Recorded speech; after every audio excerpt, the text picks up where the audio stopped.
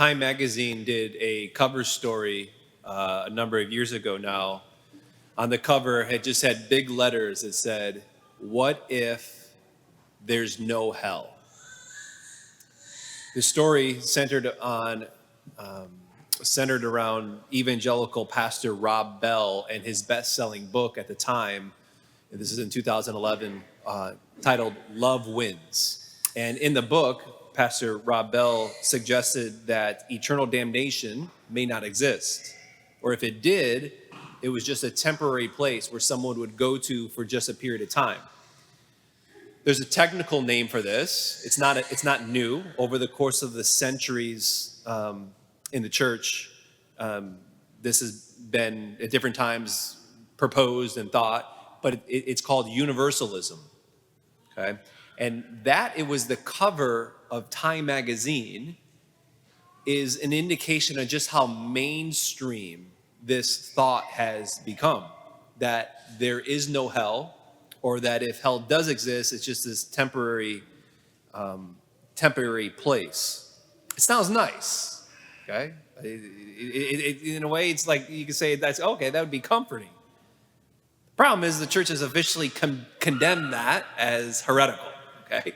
The Catechism of the Catholic Church puts it this way: the teaching of the church affirms the existence of hell and its eternity.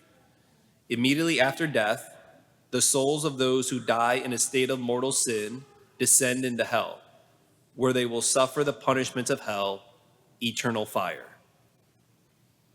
Yes, I know, what a way to start a homily, right? Good morning to you too. But with that, we might find ourselves asking the same question as the man did as he approached Jesus in the gospel today. Lord, will only a few people be saved? Will there be a lot? Will there be a little? What are my chances? Is it 25%?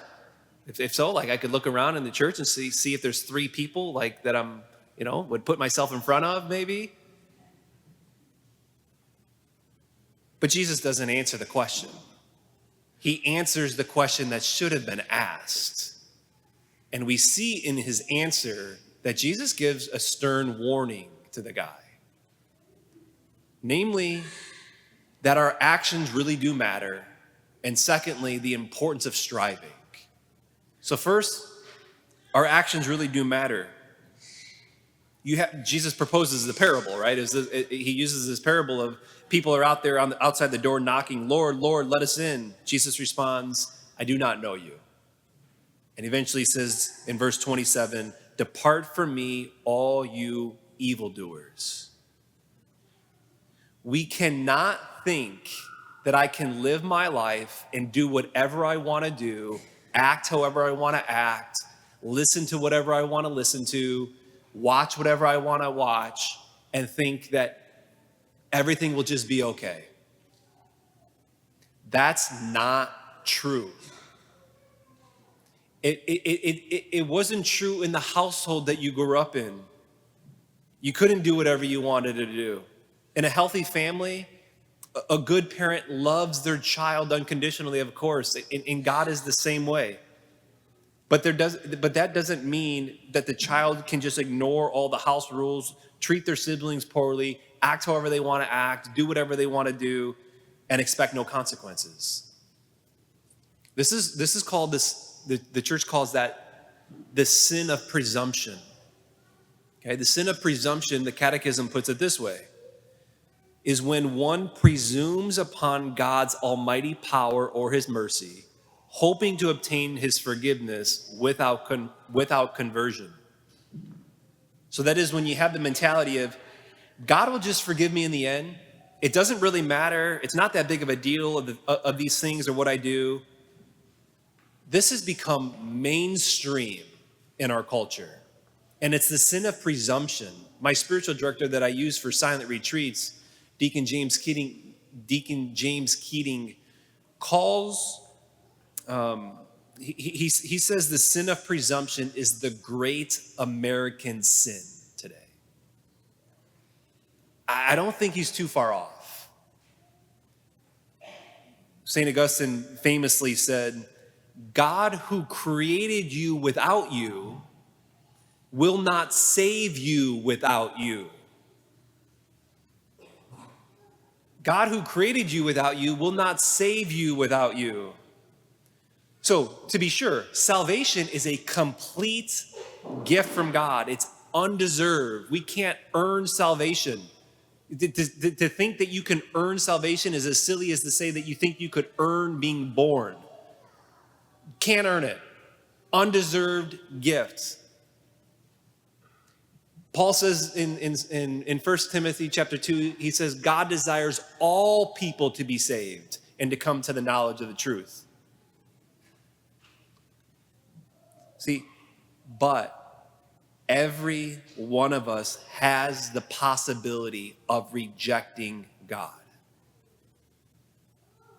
Which brings us here, secondly, that we hear in Jesus, this stern warning is the importance of striving. Because here's a guy who's like a Jew talking to another Jew saying, I can't, like, we're on the outside, like, you know, it's kind of pretty much maybe just be us. Jesus doesn't answer the question. He doesn't give a number. He gets right to the guy. And he says, to him, to you and to me, strive to enter the narrow gate. For many will attempt to enter, but will not be strong enough.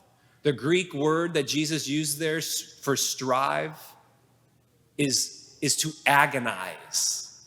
It's to put effort in. It's to struggle. It's to be focused. The determination. It's something like an athlete would apply to something that deeply matters. Am I striving to enter the narrow gate? You know, I've been here now over 4 years and in this community. And one of the things I've come to really appreciate about this community, I appreciate a lot of things about this community. One of them, though, is the standard and desire for excellence. You know, an expectation for excellence that you have. And I see that played out in the effort, in focus, in determination, in a number of different areas in your life. Career. It takes hard work. It takes striving, agonizing even, of becoming a lawyer, a doctor, a high-up business person. It takes hard work, striving, agonizing to get the good grades, to get into a good college. To be successful takes striving, effort, focus, determination. And I see that, and it's inspiring to me. It has its pitfalls, and I preached on that a few weeks ago. It has its with regards to possibly climbing up the wrong ladder, leaning up against the wrong wall. But it's a positive. It's a virtue it's called the virtue of magnanimity. Greatness of soul, height of excellence. So ask yourself, take that, and for us to ask ourselves, where in my spiritual life am I being called to apply that same kind of striving, to agonize even? Places that I need to apply determination, effort, focus, struggle in my spiritual life. Perhaps what vices or sins are in my life that are crying out for me to put hard work into, and I'm not doing it.